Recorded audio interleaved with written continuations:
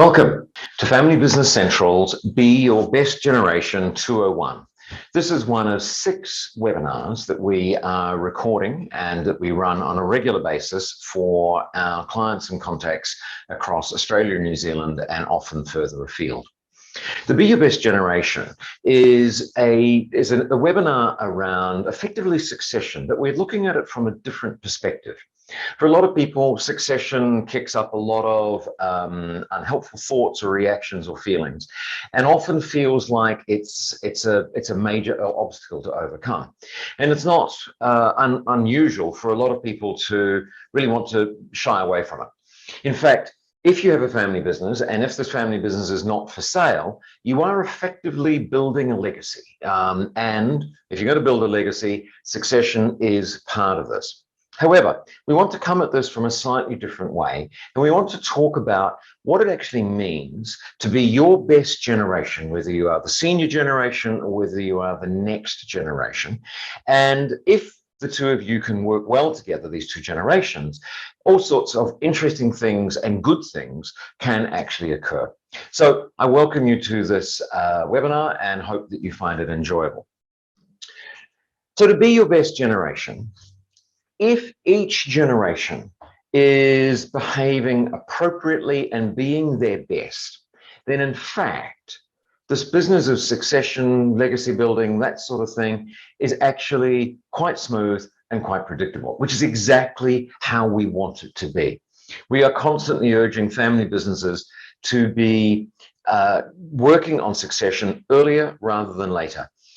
We've had people in their late 70s going, oh, don't you worry about that succession stuff, we'll get around to it. That's actually not a good thing to do. You want to get around to it early. You want to have everything lined up, everything in place, and then people can get on with their lives.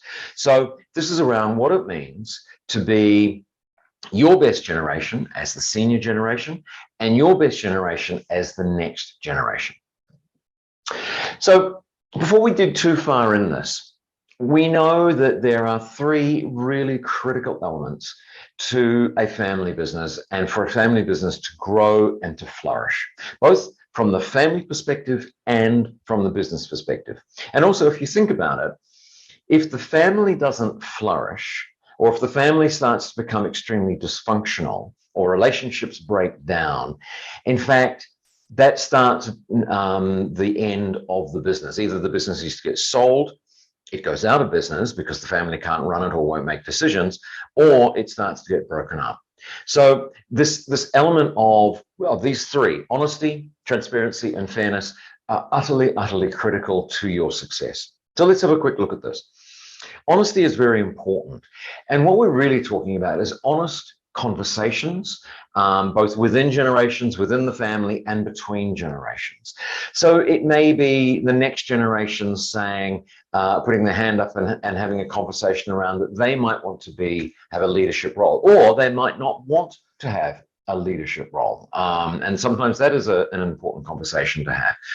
It could well be parents having to say to their children that actually they're not qualified yet, or they're not ready yet to take on a senior leadership role within the business. It may also be addressing issues that are painful or difficult within the family and or the business. And this is where honesty in a way that people can hear it, but actually people can express themselves, is critically important. Link that with fairness. Fairness in a family business is happening, or the assessment of fairness, I guess, is happening all the time. Is something fair? Is it not? And there's a complete world of difference between what we might perceive to be fair and what others either perceive to be fair or sense that is fair. And so fairness is a perception. And so there's an enormous amount of discussions and, let me say, honest conversations around what is fair, why it is fair, and what the different perceptions around this are. We know that kids in any family are constantly assessing, hang on, are they getting more than me? Is that not fair? Or is that fair? That sort of thing. Those things, those thoughts and sometimes even conversations are going on all the time. And fairness is a source of, well, a massive source of conflict within a family business, because someone says, I haven't been treated fairly, and therefore, you start getting very difficult conversations and sometimes conflict breaking out. So fairness is something that has to be negotiated and discussed carefully and often repeatedly, just so that everybody is feeling comfortable. The final aspect of this is transparency. And families will differ on what level of transparency they feel comfortable with, but a degree of transparency is very important. If we don't have transparency, what we've got is conspiracy theories. And so at times, families have to be able to let other family members in terms of being aware of certain information or what is going on. You might need to have outside independent sources to verify things. In some families, salaries are based on what an outside independent party has assessed as a fair and appropriate salary for that person in that type of business at that particular time. So transparency is very important. And so again, these three link. In order to be transparent, you often have to have a real level of honesty and honest conversations around what is actually really going on. So these three are important, they're linked, and if we get them right, then as you can see in the diagram, trust starts to form and starts to grow.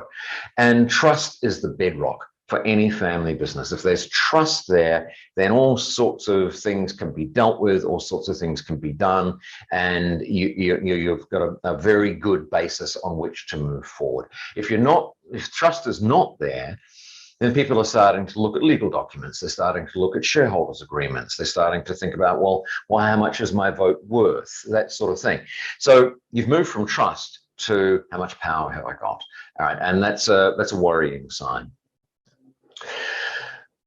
Broadly, when we talk about be your best generation, there's two things that we want to avoid.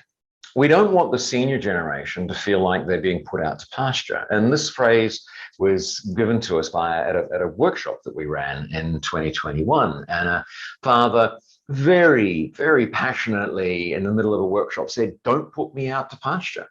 And for a lot of senior generation, this is a worry and a concern. They don't want to just suddenly be left out there and have nothing to do with things. And so it's really important that the senior generation gets a moment and gets time and gets space to think about what do they really want to do. And this is often when you're working with family business, the first port of call is with the senior generation going, what level of involvement do you want? Do you want lots? Do you want none? Do you want a middle ground? What really is important to you? The second component balances the first, which is what we call the Prince Charles syndrome. All right. The next generation, if they've been working in the business, and when we say next generation, these could be people who are in their 30s, 40s, 50s, maybe even older. I'll think of Prince Charles. And they want a chance to be able to do things. They want to be able to grow the business. They'll have new ideas. And for them to be sitting around for so long is actually losing access to their talent, their brilliance, and their energy and enthusiasm. So we want to balance these two, not being put out to pasture, but also not being made to wait for years and years and years unnecessarily. So if you are building a legacy, and as I said, if your business isn't for sale, by definition, that's really what you're doing. The whole thing is managing the transitions. And this is certainly from your senior generation to your next generation. And there's three aspects when you talk about succession. There's succession of ownership. So whether this is actually shares, whether this is being beneficiaries to a trust or whatever it is. And it also depends on how you as a family business see your family business. Do you see it as one of guardianship? So that you are here to be the guardian, which you then pass on that guardianship to the next generation? Or do you see it literally of inheritance and ownership?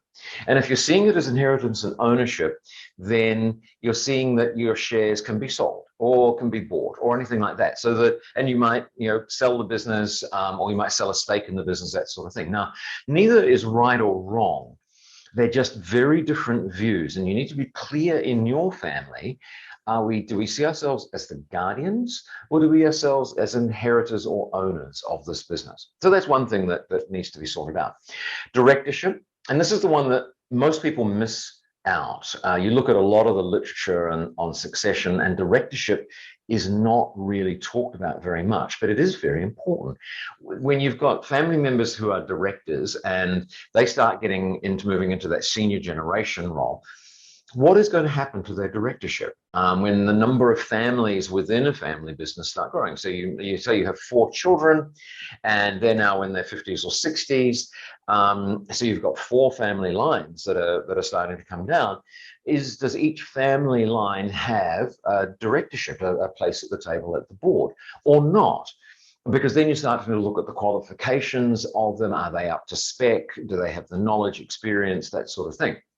Now, again, families go both ways, but it's very important to be clear and have an agreement around what that means for you. And obviously, the other part of succession is around leadership. And this is the one that we normally think about when we talk about succession.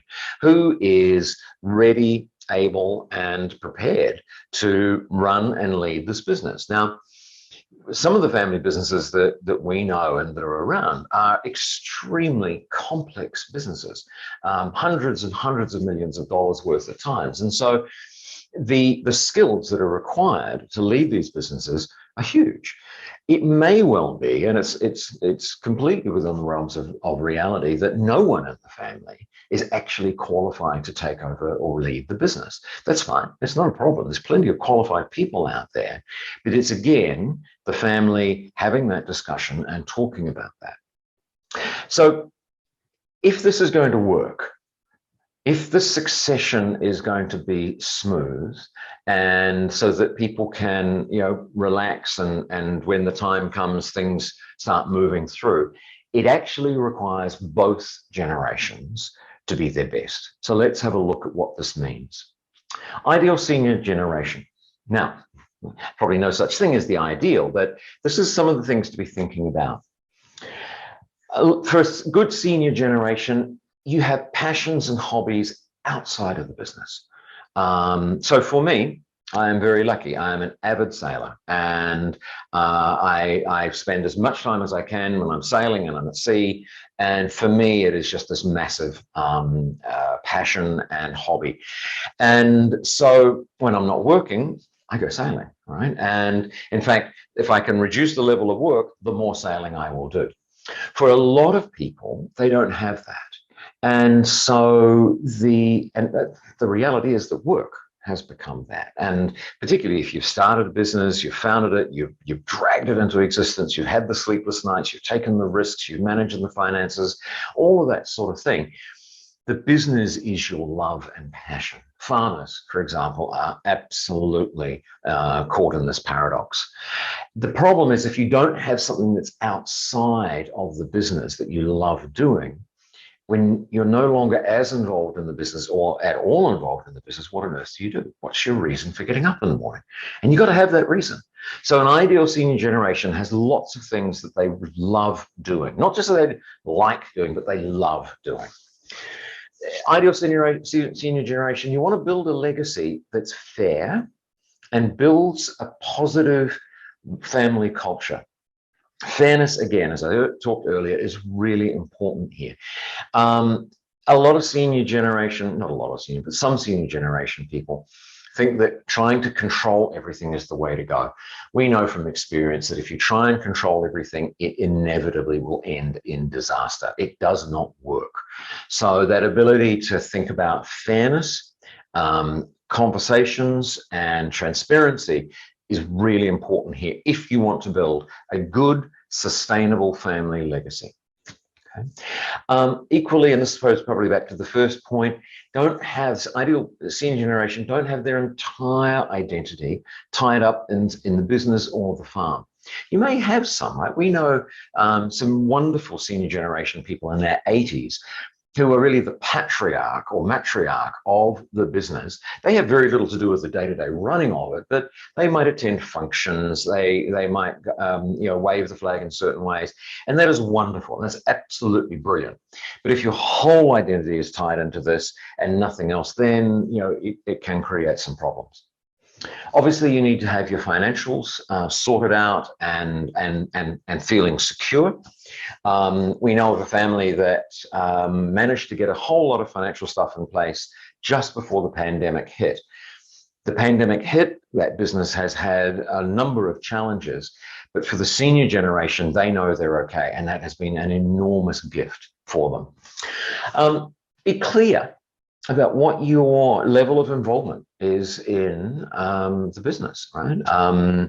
We know many 90-year-olds who come into the business a couple of days a week. We've come across a 100-year-old who was one of the auditors. He would come in 2 days a week and work in the business. He was no longer an owner. He was no longer a director. He'd come in, do his work, socialize with people, meet with the staff, and go away. And wonderful, right? And so this is the opportunity that you have as a family business to really craft what you actually want to do. You're happy to mentor and possibly coach the next generation. This is important. As a senior generation, you have so much knowledge and information in your head, and being able to download that in a digestible manner is incredibly, incredibly important. That might even include introducing other next generation to particular relationships you might have. So much business is done via relationships, and so bringing some of the next generation along and helping them develop some of those relationships or take over some of those relationships that you already have. Ideal senior generation are able to have that honest conversation and talk about these important issues, even though they can be daunting or sometimes they are challenging.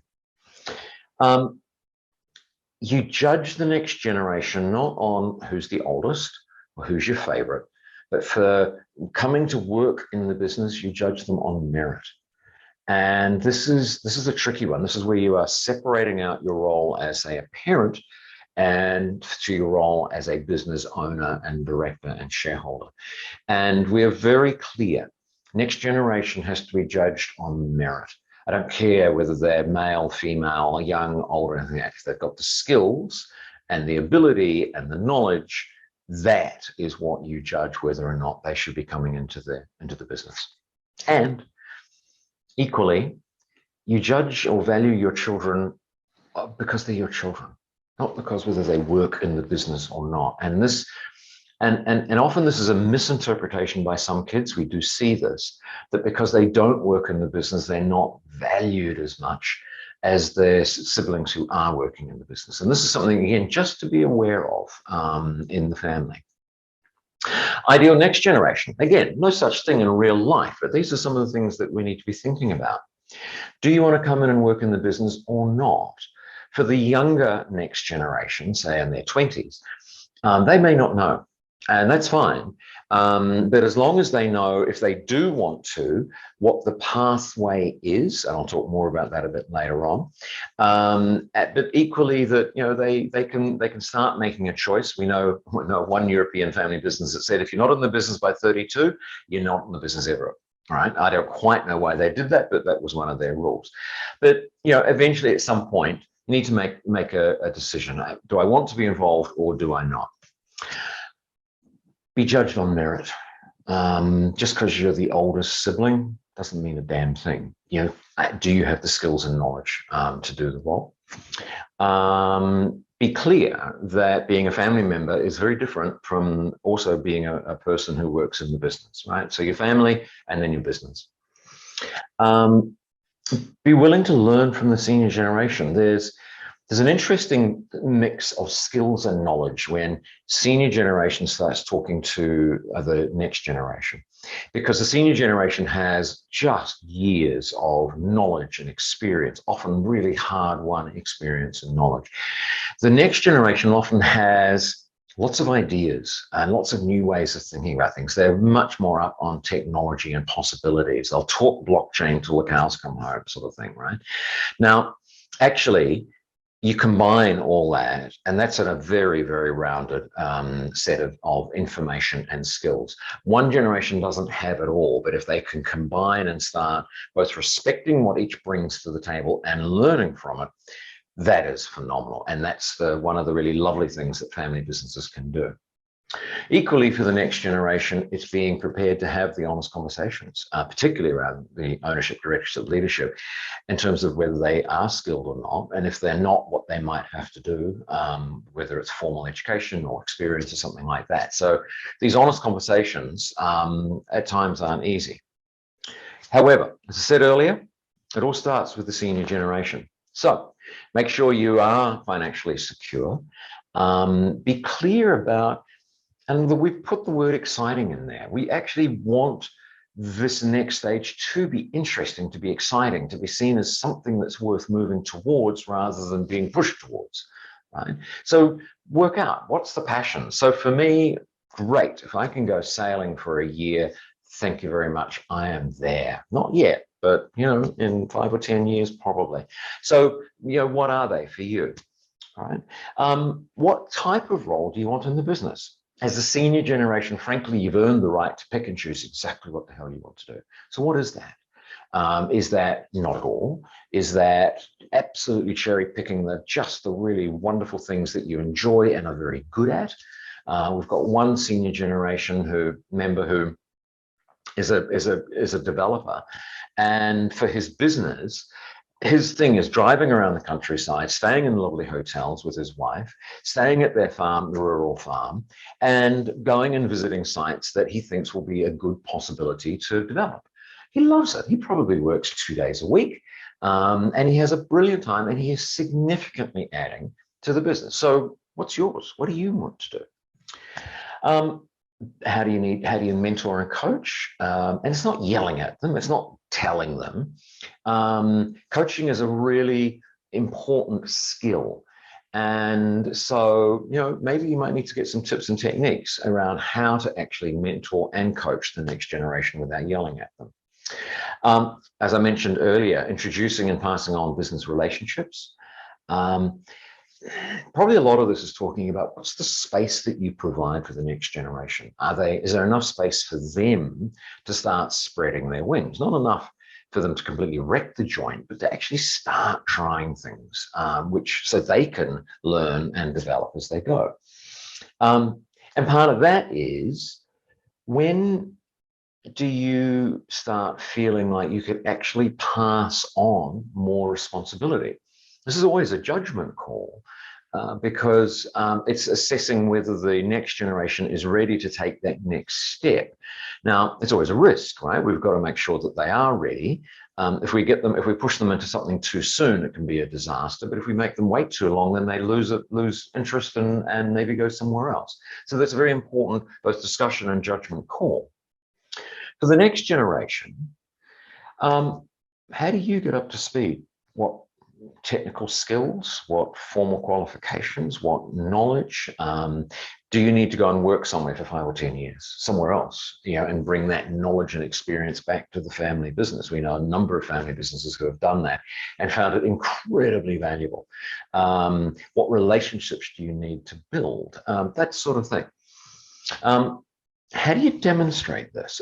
It's one thing to have it, but how do you demonstrate this to the senior generation particularly, and maybe to other members of the board, for example?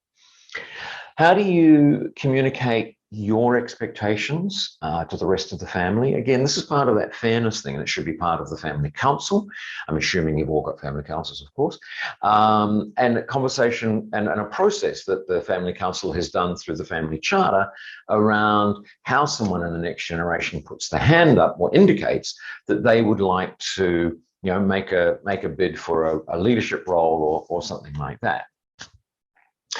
Fairness is the crucial one here. And again, a lot of it is dealt by communicating well and having agreed family rules, if you like, on how this process is done. And that is all part of what's done in the family council and what is recorded in the family charter, both of which are utterly critical to this process.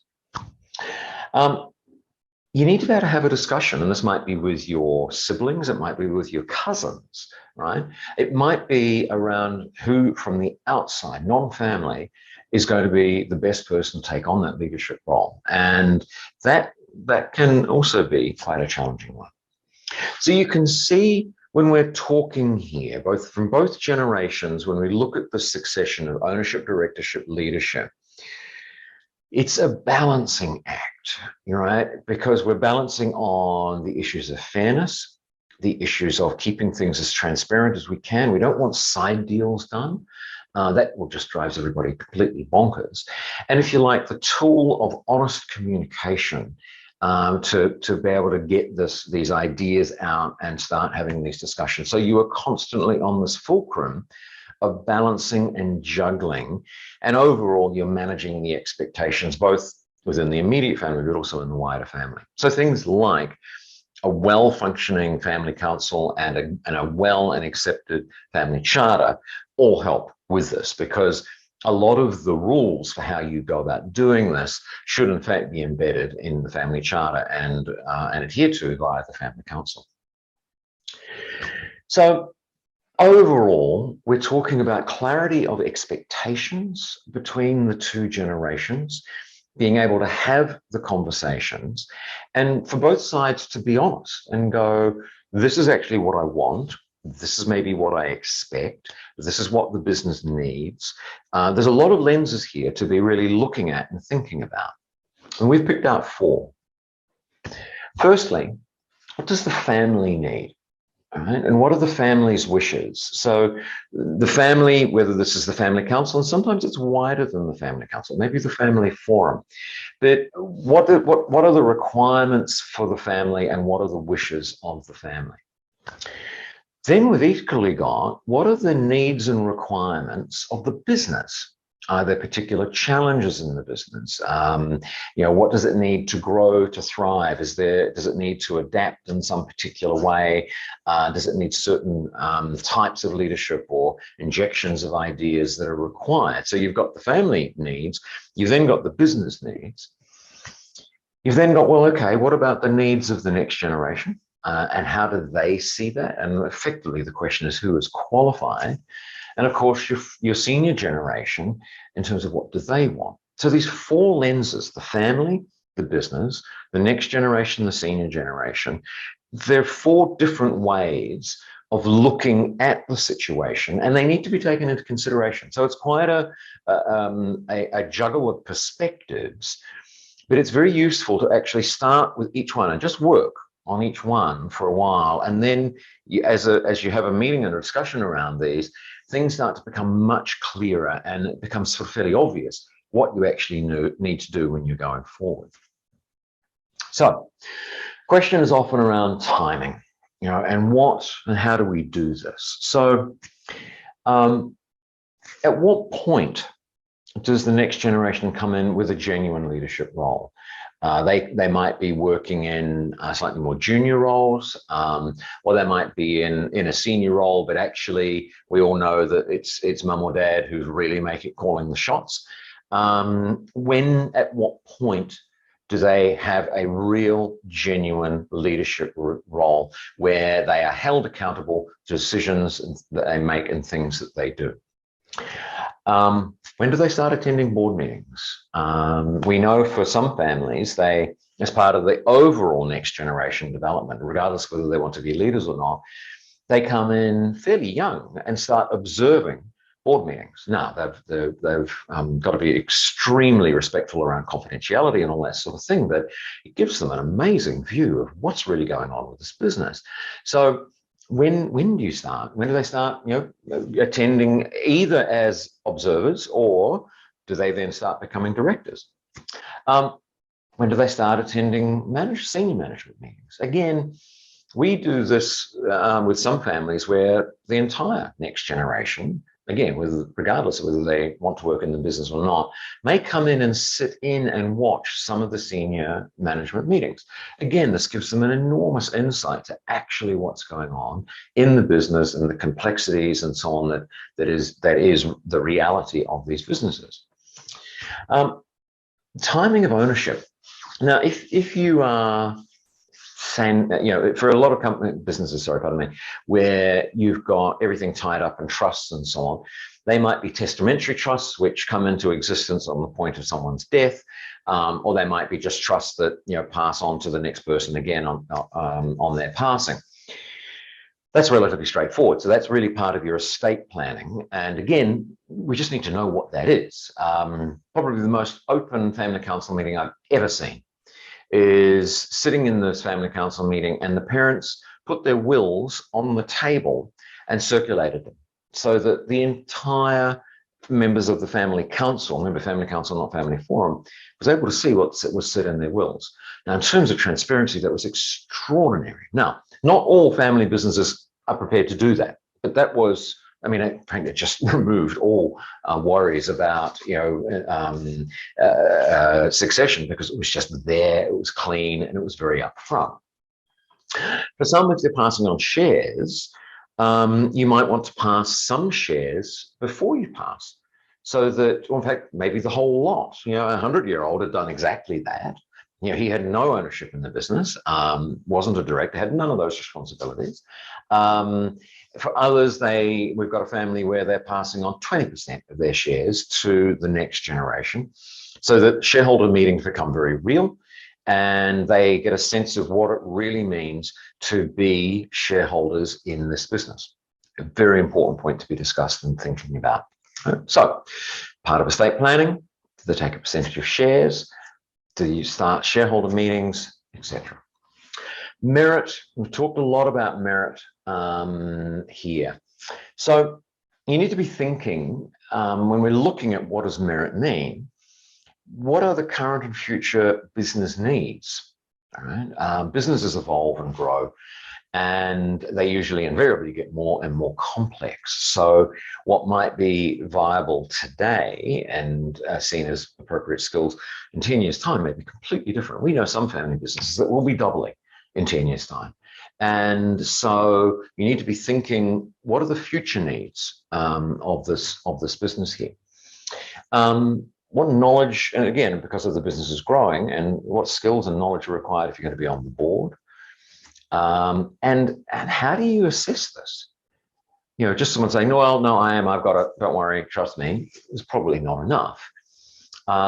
We've set up with some families groups of both, a mix of both family and non-family, and usually the non-family are some of the very senior people from the business, to sit and objectively assess the skills and requirements of the next generation. So it's not just family, it's a mix of family and non-family, to really sit there and, with a pretty objective, clear-eyed lens, look at, yes, you're ready, or no, you're not. Okay. And of course, in all this, there are plenty of awkward questions that come along here. So when you talk about succession, how is ownership split across the next generation? This has created all sorts of interesting discussions for many, many family businesses. Do the people who work in the business get a bigger share? Families who have just equally split the shares across their 4 children, 2 of them work in the business, 2 of them don't. We know families have said, actually, it's 75% to the children who work in the business and 25% who don't work in the business. This is an important discussion. Again, you want it earlier rather than later. And there are pros and cons, but really the issue you're addressing here is fairness. Actually, the other one that you're often bringing in, because we underestimate how much family members' identity is caught up in the business, because sometimes percentage shareholding is a sign of how much you really are worth in the family, which is not what we want it to be, but that's sometimes how it is interpreted. We had someone say to us, so is that all I'm worth? Right? These are very tough conversations here, and you need to be thinking about this. You're probably not going to solve this in one conversation. This is an ongoing set of conversations, and again, as I said, this is balancing fairness primarily. Who is best suited to lead the business?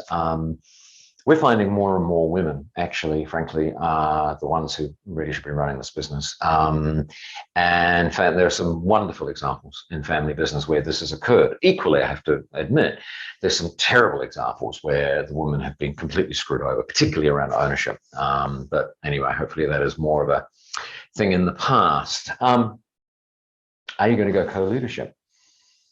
Family businesses are quite unique in that you can have, we know one business where there's 3 brothers who are co-CEOs. We know one where there's a brother and sister who are co-MDs. This works, right? It takes some work to set it up, but it works and works very well. Or is it just one person? Do you need to think about someone non-family? So these conversations are not easy, but they are important. We know one family where the brothers finally decided that actually they were no longer really skilled to lead the business. Now, that took enormous courage on their behalf and humility. And what they did is they found a really quite amazing CEO. They're both on the board, the brothers are both on the board. And the CEO has just done extraordinary things. Everybody has benefited from this. And, you know, the business has never been in better shape, and neither have the dividends and that sort of thing going to the family. How do you split the dividend across the family? Is it based on shareholding? Percentage shareholding? Is it just based because you're a family member? Do you just give it to the heads if there's, say, 3 family trees or 4 family trees? Say, do you just give an equal amount to each family tree, or does it get split? You know, one family has 4 children, one family has no children, one family has 8 children. Do they get based on that ratio? Again, important conversations to be thinking about. And again, this is the fairness issue. There's no right or wrong answer. Each family has to come to their own conclusion around this. So we'll wrap up here. Obviously, this being a recording, there's not a great deal of opportunity for questions and answers, but I hope I have addressed a number of the questions that you have or may have around this. This is an incredibly important issue for all family businesses to be thinking about. I'd be delighted to hear any questions. Please email me, philip@FamilyBusinessCentral, or get in touch with us via our website, familybusinesscentral.com, and let us know. And if we can help in any way, please get in touch, and I hope this has been a useful recording. Thank you.